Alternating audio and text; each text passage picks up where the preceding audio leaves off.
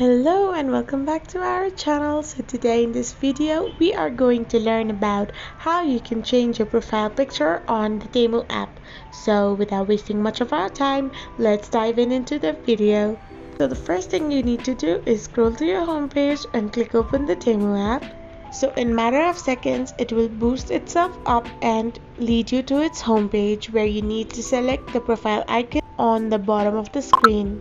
Once you click it open, you will end up in this page where you need to simply click on your profile name. So you will be redirected to your profile this way, where you need to click on the photos and get an option to choose from library or take a photo. So now, according to your preference, you can select any of the photos and set it as your new profile picture. So once you go back and reload your page, you will have a new profile photo on your TEMU app. So in these few easy steps, you can change your photo on TEMU. I hope this video was helpful, so don't forget to hit that subscribe button and do give us a thumbs up. We will be back again with these informative videos.